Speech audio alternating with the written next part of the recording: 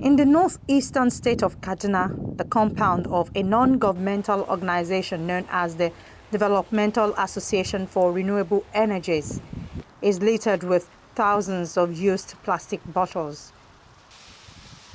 Across Nigeria's cities and villages, waste, including plastic bottles and other non-biodegradable materials, end up at dump sites and landfills or on streets, often clogging drains and waterways.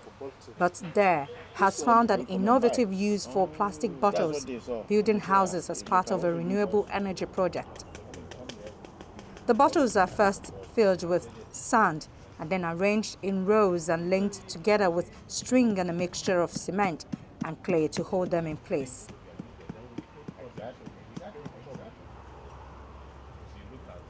We thought of one way of getting rid of this is to recycle them. And on the other side, you see that we have a lot of housing problem.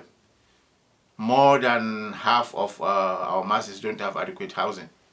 So, and there's a simple technology of using this plastic waste to construct a house, which is by far cheaper, which could be affordable more than the shabby mud houses or shanty towns that we are having.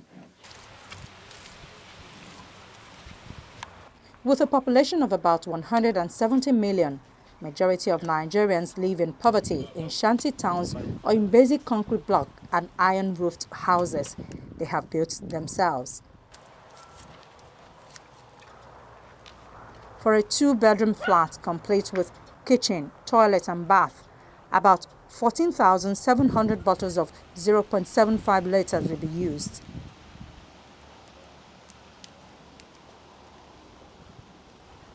Siba Ahmed has been building bottle homes for the last 3 years.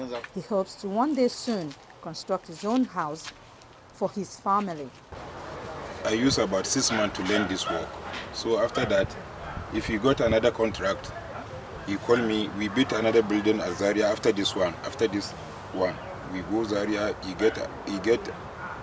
get me another contract for Zaria. After that, we go to Kano to build our own house. So I'm the first person to build this type of building at Kano. Officials of DARE say the bottle houses are not only cheaper than brick ones, but also better suited for Nigeria's hot climate. Temperatures inside the house stay low because the sand insulates them from the heat. The project also aims to provide jobs for many unemployed young people.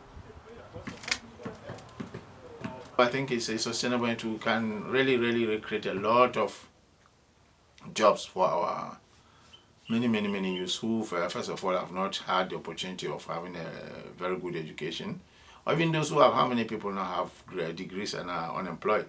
So, but those who are even below, you have a lot of them, and such simple technologies can really absorb a lot of them so that we have less and less idle use on the street. Samil Ismail has lived in his own bottle house for almost 3 years now. His old house was made of wood and would collapse during the rainy season. He says the bottle house is much stronger. It's incomparable. Because, for instance, if you take one block of bottle bricks, when you compare it with a block, cement block, it can easily break the block. But this one, if you take a hammer, you cannot break it. Nigeria's urban centers is now facing a unique challenge after the rise of insurgency in the northeast. Create a sustainable development existence. Paul Abolo is asking every Nigerian to focus on the plight of the internally displaced persons in the country. The IDP situation is a major challenge, all right? But we can reframe it and create jobs out of it. We can reframe it because it's an opportunity to have a group of youths of a particular age group together and begin to look at what can we do with this synergy that is created with these youths together. We can develop good sportsmanship out of that. We can develop job skills out of that. There's so much we can do with them gathered together. You know, we can even develop the act of giving in our children and tell your child who's going to school all right, I give you X amount of pocket money. I want you to take part of this money and donate to your brothers who are internally displaced. By so doing, we are creating in our child the act of giving. So this is an opportunity to even bridge that gap and raise our children, because we have these challenges, and say we're going to use these challenges to create in our children the act of giving. You see how you can create sustainable development out of what are supposed to be challenges. You can gather these children, and from there you begin to know what are the skills that are unique to them. And based on what are the skills that are unique to them, you begin to develop an industry, begin to develop a group of skilled people. In this country, we don't have good tilers, we don't have good bricklayers, we don't have... So this is just an opportunity for us to create the sustainable development. As a matter of fact, we can reframe the IDP to a blessing, to an opportunity.